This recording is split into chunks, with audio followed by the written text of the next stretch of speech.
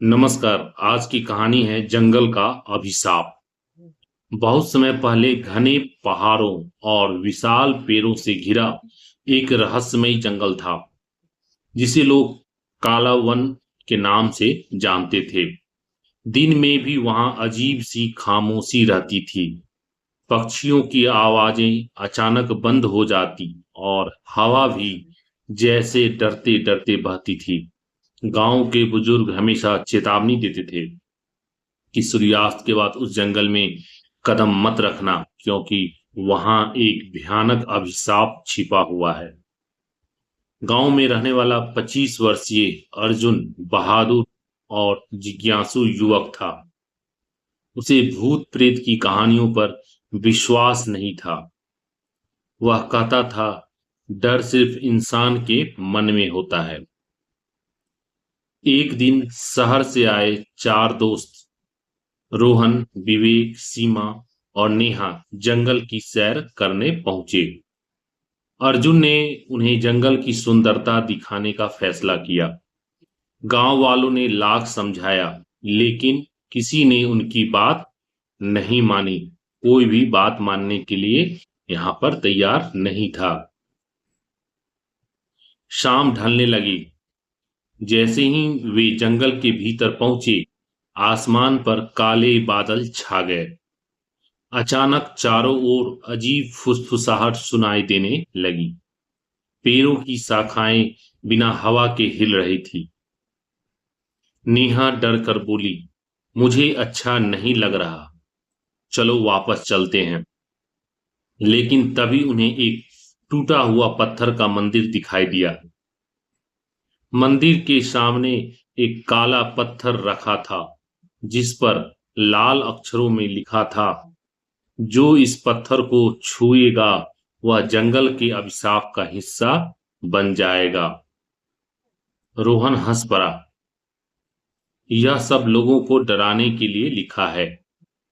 उसने जैसे ही पत्थर को हाथ लगाया, पूरा जंगल कांप उठा। तेज हवा चलने लगी। पेड़ों के पीछे से किसी के रोने की आवाज आने लगी। आसमान में बिजली चमकी और मंदिरों के अंदर से काले धुएं का एक विशाल साया बाहर निकला। उस साये की आंख लाल थी।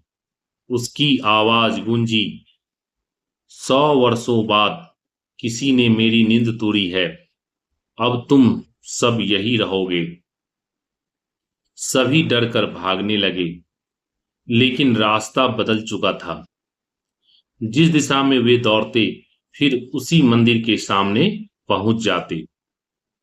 रात गहराने लगी।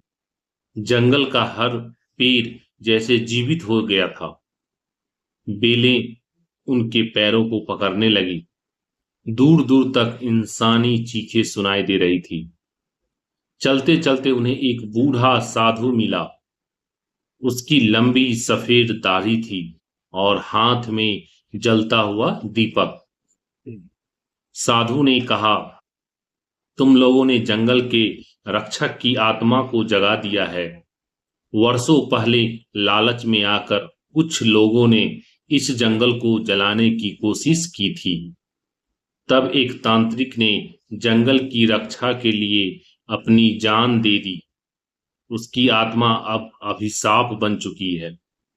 अर्जुन ने पूछा, तो क्या इससे बचने का कोई रास्ता है?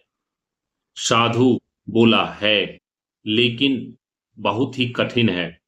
तुम्हें जंगल के सबसे पुराने बरगद के नीचे रखी पवित्र घंटी बजानी होगी, तभी आत्मा शांत होगी। साधु जो है सो सभी के जो सभी लोग थे वहां पर, वो साधु के बताए रास्ते पर चल पड़े। रास्ते में उन्हें अजीब दृश्य दिखाई देने लगी। कभी उन्हें लगा कि उनके अपने परिवार वाले उन्हें बुला रहे हैं। कभी बच्चे की रोने की आवाज सुनाई देती। लेकिन साधु की बात याद थी, पीछे मुड़कर नहीं देखना। अचानक विवेक रुक गया। उसे अपनी मां की आवाज सुनाई दी। उसने पीछे देखा।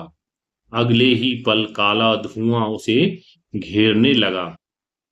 उसकी चीख पूरे जंगल में गूंज उठी। जब धुआं हटा, विवेक गायब था। अब तीनों और अर्जुन डर चुके थे। कुछ आगे बढ़े तो जमीन दलदल बन गई थी। सीमा उसमें फंसने लगी। अर्जुन ने पूरी ताकत लगाकर उसे बाहर निकाला। आधी रात होते होते वे विशाल बरगद के पेड़ तक पहुंच गए। उसके नीचे सचमुच एक पुरानी घंटी रखी थी। जैसे ही अर्जुन घंटी उठाने लगा, वही लाल आंखों वाला साया उसके सामने आया। अगर घंटी बजाई तो तुम भी हमेशा के लिए मेरे साथ रहोगे। अर्जुन कांप रहा था, लेकिन उसने हिम्मत नहीं छोड़ी। उसने पूरी ताकत से घंटी बजा दी। घंटी का आवाज सुनकर पूरे जंगल में फैल गई। अचानक तेज प्रकाश हुआ। काला धुआं तड़पने लगा। साया दर्द से चीख उठा। तभी आसमान से एक दिव्य प्रकाश उतरा। उसमें वही तांत्रिक दिखाई दिया। उसने कहा, मैं इस जंगल का रक्षक था। लोगों के लालच ने मुझे अभिशाप बनने पर मजबूर कर दिया। आज तुम्हारे साहस ने मुझे मुक्त कर दिया। धीरे धीरे काला धुआं गायब हो गया।